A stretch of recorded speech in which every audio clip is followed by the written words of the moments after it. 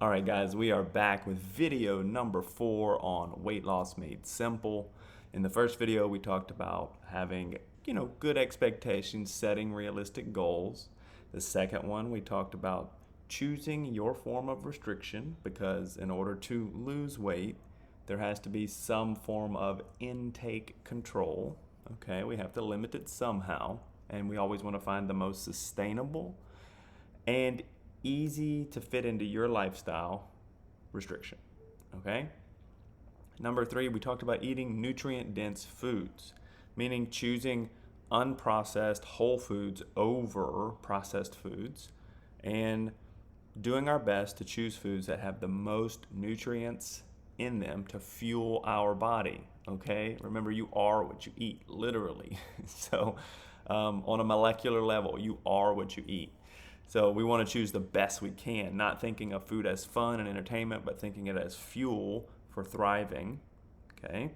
And then the fourth one goes back to diet as well. We want to focus on protein intake.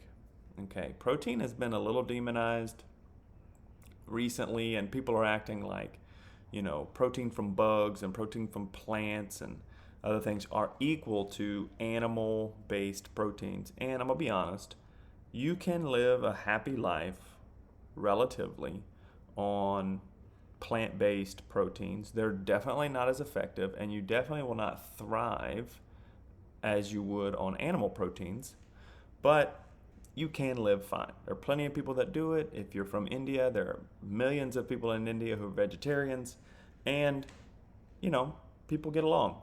Now, when I talk about weight loss made simple, the choices and the principles I'm going to give you are going to be based on being the most optimal that you can.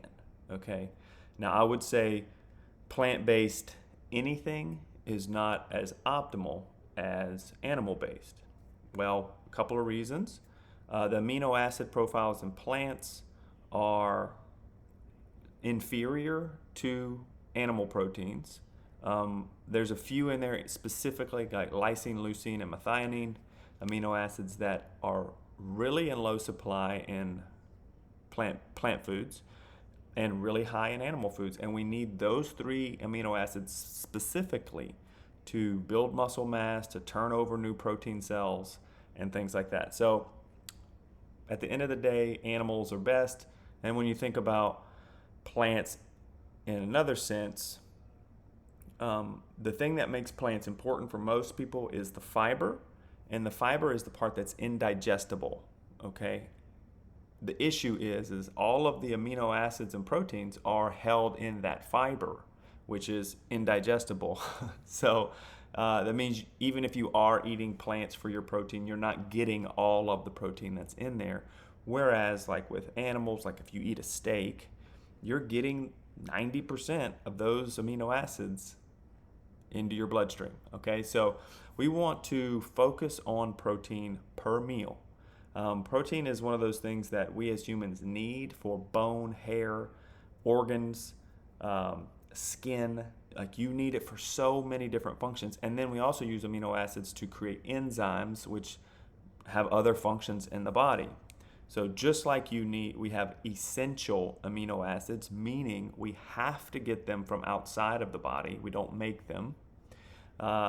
We get the majority of that from animal foods: steak, pork, fish, dairy, full fat dairy usually.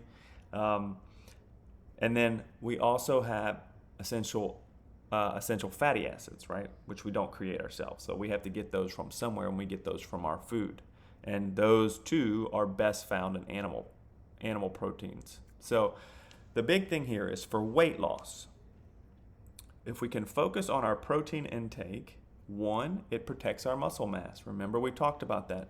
Losing weight is fine, but losing muscle mass is not. So the more protein we have up to a point, we protect muscle mass. The best way to protect muscle mass is to eat protein and exercise or lift weights.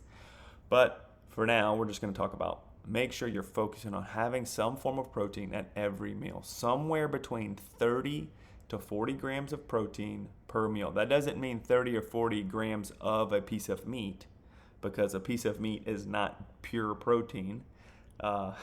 So you have to, so roughly, if we're thinking in grams, you're looking at like 150 to 200 grams of meat per meal. That might be too much. You might need just 100 grams. That's fine. But if you're focusing on it, what it's going to do is going to protect your muscle mass. It's going to make you feel full, especially if the cuts of meat are leaner. Like, just eat a dry chicken breast and tell me if you're hungry. You're not going to be, okay? And then, two, it doesn't speed up metabolism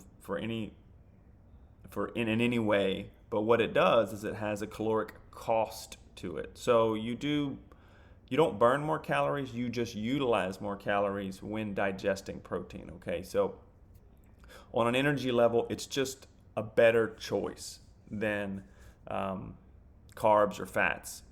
So we want to focus on them every meal, okay, to make sure that we are building muscle, staying lean, and staying full.